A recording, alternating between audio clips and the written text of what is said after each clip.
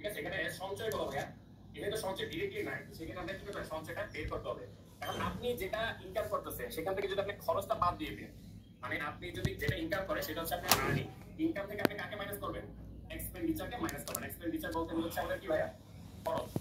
এই যে স্পেন্ডিং বা এক্সপেন্ডিচার, তাহলে আমাদের কি চলে আসবে ভাই, আমাদের সেভিংসটা চলে আসবে। তাহলে 1250 টাকা ইনকাম করে, সে যদি আমাদের 1000 টাকা যদি কি করে খরচ করে, তাহলে 250 টাকা হচ্ছে কি আমাদের সেভিংস। তাহলে সেভিংসটা পেয়ে গেছি। আর ইনকাম তো আমাদের দেয়া আছে, ইনকামটা হচ্ছে আমাদের কত ভাইয়া, 1250। তাহলে আমাদের রেশিওটা কি আসবে ভাইয়া, সেভিংস ইজ টু ইনকাম। এটা আসবে কি ভাইয়া, এটা আসবে এরকম, খেয়াল করেন। আমাদের সেভিংস হচ্ছে 250, এটা আগে আসবে যেহেতু সেভিংস এর কথা আগে বলা আছে। তারপর হচ্ছে আমাদের কি, ইনকাম হচ্ছে আমাদের 1250। ঠিক আছে ভাই? তো এটাকে আপনারা কি করবেন, এরপরে ফ্র্যাকশনে নিয়ে যাবেন, মানে ভগ্নাংশতে নিয়ে যাবেন। এরপর আপনারা কি কাটাকাটি করবেন, কাটাকাটি করলে দেখবেন যে কি 1/5 আসে। তার মানে এটাকে আবার আমরা কি করবো ভাইয়া, রেশিওতে নিব, তাহলে আমাদের আসবে কি 1:5। এখন একটা জিনিস খেয়াল করেন, আমি তো এখানে কোনো অপশন দিই না আপনাদেরকে, রাইট? আপনারা সবার 1:5 আসছে, রাইট? কংগ্রাচুলেশন। মানে এমসিকিউ কি থাকে, শুরুতে আপনাকে 5:1 দিবে, আবার দিবে কি 1:5, এরকম থাকবে শিওরলি। ঠিক আছে? তো আপনাকে কেয়ারফুলি করবেন, আপনি তখন কি করবেন, প্রশ্ন দেখবেন যে আগে কে আছে ভাইয়া, আগে এখানে কি আছে, সেভিংস। ঠিক আছে? তাহলে আমাদের অ্যান্সার কি আসবে, সেভিংসটা আগে হবে, তার মানে 1:5 হবে। ক্লিয়ার সবাই ভাইয়া? আমরা কি বুঝতে পারছি? অনেক সময় এটা কি ঘুরে দিতে পারে যে ratio between income and savings.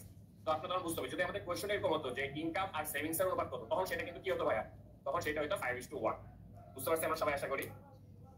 ওকে, তাহলে আমরা পরে ইয়াতে যাই।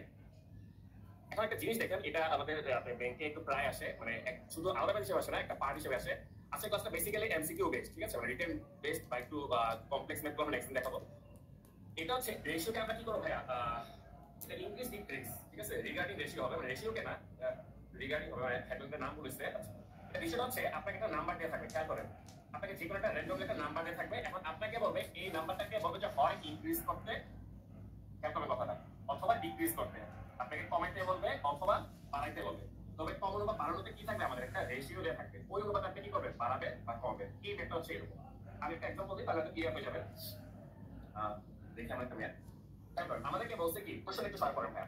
আমাদের এখানে নাম্বার দেয়া আছে, এখানে নাম্বার হচ্ছে 24। এখন আমাকে বলছে এই নাম্বারটা কি করতে বলছে ভাই, ইনক্রিজ করতে বলছে, তার মানে বাড়াইতে বলছে।